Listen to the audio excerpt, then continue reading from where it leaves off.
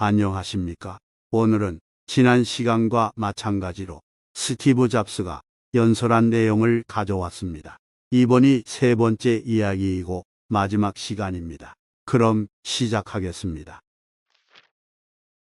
제 세 번째 이야기는 죽음에 관한 것입니다. 17살 때 이런 글을 읽은 적이 있습니다. 매일 인생의 마지막 날처럼 산다면 언젠가는 성공할 것이다.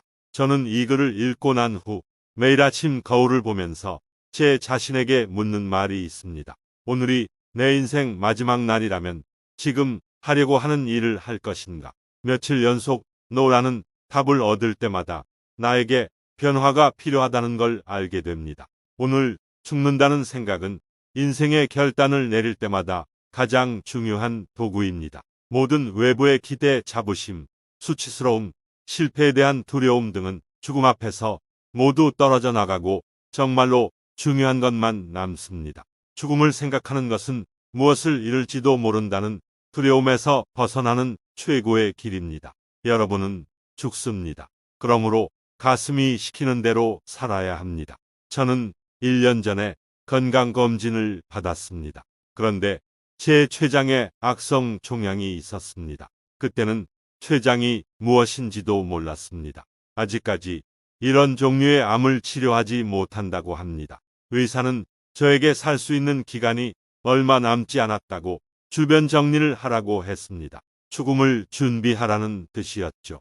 그렇게 시한부 인생을 살고 있었습니다. 그러던 어느 날 조직 검사를 받았는데 수술로 치료가 가능하다고 했습니다. 저는 바로 수술을 받았고 감사하게도 지금은 다 나았습니다. 그때만큼 제가 죽음에 가까이 가본 적은 없는 것 같습니다. 앞으로 수십 년간 그렇게 되지 않기를 바랍니다. 이런 경험을 해보니 죽음이 때로는 유용하다는 것을 더 자신 있게 말할 수 있습니다. 아무도 죽길 원하지 않습니다. 천국에 가고 싶다는 사람들조차 죽는 것을 두려워합니다. 그리고 여전히 죽음은 우리 모두의 숙명입니다. 아무도 피할 수 없습니다. 그리고 그래야만 합니다. 왜냐하면 죽음은 삶이 만든 최고의 발명이니까요. 죽음은 구세대를 대신하도록 신세대에게 길을 열어줍니다.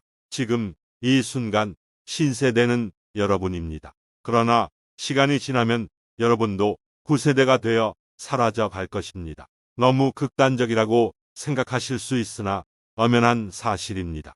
여러분의 시간은 한정되어 있습니다. 다른 사람의 삶을 사느라 인생을 낭비하지 마십시오. 타인의 견해가 여러분 내면의 목소리를 삼키지 못하게 하세요.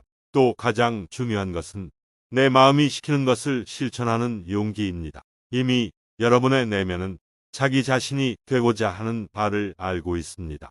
제가 어렸을 때 어느 책 맨 뒤에 이런 말이 있었습니다. 항상 갈망하라, 우직하게 나아가라. 저도 이 말처럼 살기 위해 항상 노력하고 있습니다. 그리고 지금 새로운 시작을 위해 졸업을 하는 여러분에게 이 말을 전해드리고 싶습니다. 항상 갈망하라, 우직하게 나아가라. Stay hungry, stay foolish. 지금까지 스티브 잡스의 말씀을 통해 삶의 지혜를 배우는 시간을 가졌습니다. 끝까지 시청해 주신 여러분 너무나 감사합니다. 그럼 다음에 또 뵙죠.